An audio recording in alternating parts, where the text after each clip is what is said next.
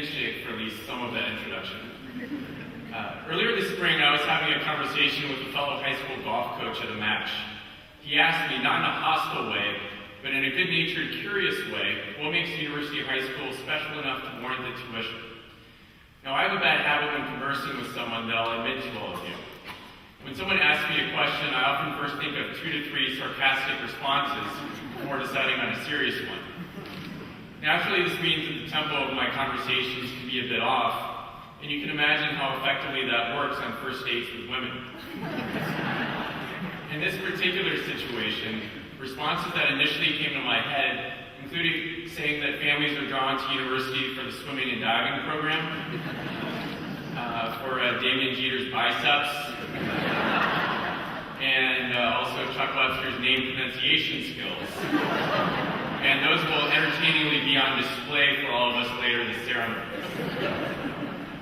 Fortunately, I restrained myself and gave a serious answer, which I will share with all of you towards the end of the speech. Between now and then, I will divulge the thought process that got me to that answer.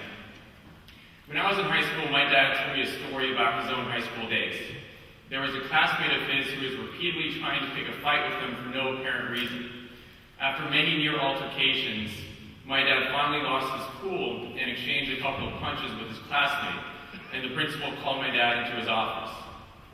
He knew that my dad was not responsible for initiating the conflict, but he was disappointed in him for not handling the situation more maturely.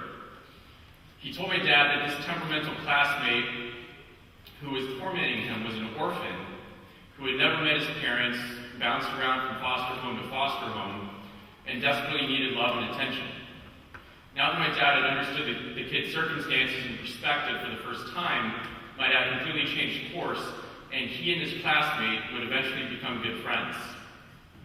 My dad told me this story so that I would understand the daily unspoken challenges that many of my own classmates were going through when I was in high school. In other words, he was trying to teach me to be empathetic.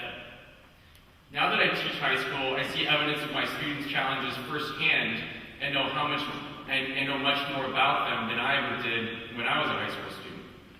I know students who have struggled with deaths in their immediate family, parents' divorces and other family upheaval, serious illnesses and physical difficulties, insomnia, sleep apnea, and countless other challenges that affect their ability to be the best versions of themselves on a daily basis. Those challenges are exhausting to any student, and I've even come to the shocking realization that one of my lessons on England's glorious revolution may not be so gloriously interesting to a student on 2 hours of sleep and distracted by problems at home. Putting myself in my student's position and without trying to get myself into too much trouble with my superiors, let's just say that 2 hours of sleep plus personal struggles plus a 6-hour faculty workday would equal a day that I desperately want to end. The Psychology Today website, which is where I often turn to research possible causes of Jake Thurman's unstable emotional outbursts in class, defines empathy as the experience of understanding another person's condition from their perspective. This is a very simple yet important trait that is far too lacking in today's society. Too often we forget the harm that we do to our fellow men and women when we do not attempt to see the world from their eyes. For example, we forget when we openly mock the idea of heaven in front of a devout Christian that she may be coping with the death of a loved one and consider the prospect of seeing him again her only source of comfort. Yet we also forget the feeling of inferiority we may produce when we invite religious minorities to leave the room before a Christian prayer. We forget how humiliating it must be for a small-town native with a rural dialect to hear people snicker about incest and backwardness. We also forget how it must feel to be born gay and rarely be able to express affection to a significant other in public without a strong possibility of producing stares, glares, or worse. We forget how it must feel to be the only conservative student in a class of 12 liberal classmates and how silencing that effect can be. We also forget how it must feel to be the only liberal member of a conservative family and be treated as intellectually inferior simply because of sincerely held values. We forget how that disagreeable person at work, which at university, by the way, is Derek Thomas, may have recently gone through a divorce, breakup, death in the family, or mortgage foreclosure that explains that person's behavior.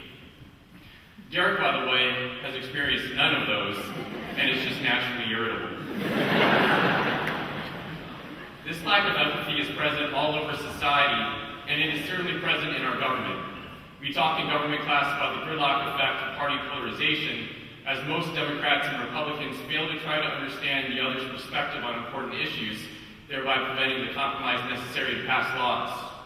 Our government's leaders of both parties often believe it's more important to show a stubborn refusal to be open-minded than a willingness to truly understand the opposing perspective.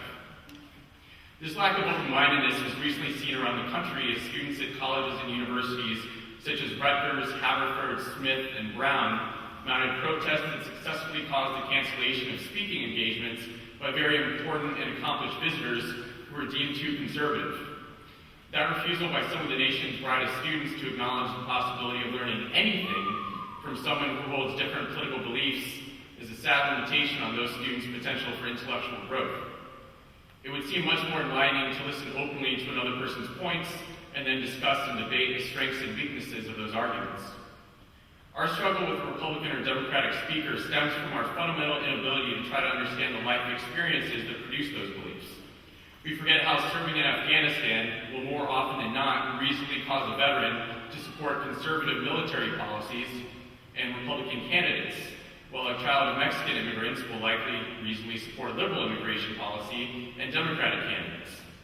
Even more importantly, we also sometimes forget how life experiences can affect those people we see on a daily basis, not in terms of their political beliefs, but simply in terms of their basic behavior.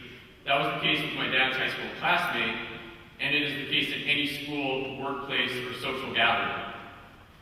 When I was having that conversation with the other golf coach earlier this season, I was able to tell him without hesitation that the education at university is first rate, unquestionably one of the very best in the Midwest. I remember mentioning specifically how far superior the English teaching at university is to what I experienced personally in high school, and how much I wish I could have engaged in that level of sophisticated textual analysis while in school. In fact, I could have said something comparable for every department in light of the academic progress that today's graduates have made during their time in high school. When I think about the tremendous intellectual development that all of you on this stage have undergone from freshman year to the present, it shows how powerful your education has been. Still, there are many academic institutions that provide a solid overall education. Instead, what makes the university truly unique is the focus on character. I explained to the other coach that students here learn and care about the wider world around them, from central Indiana to Africa. They take the time to think about life from the perspective of other people, consider what they can do to help those people, and then actually do it.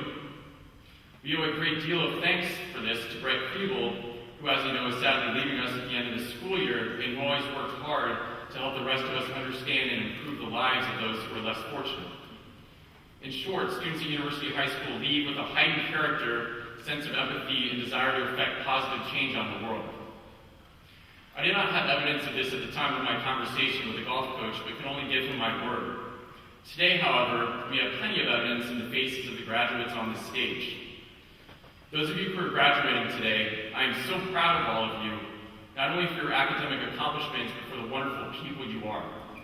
I want to thank you personally for everything you have meant to me during the last 4 years. As Brett Kriebel eloquently said 8 days ago, you guys have no idea how much you do for us on the faculty to make our lives better. Thank you for helping me through a difficult year, and thank you for always making this school a much better place. Continue to work to provide love, understanding, and empathy to a world that always needs more of it during your college years and your future careers. Work to improve the lives of people around you and protect the rights and feelings of people who are especially in need of your protection. And if someone asks what makes University High School worth attending, feel free to think of a couple of possible sarcastic responses. But don't forget that the most compelling evidence in support of attending university is simply you. Thanks for everything, class of 2014.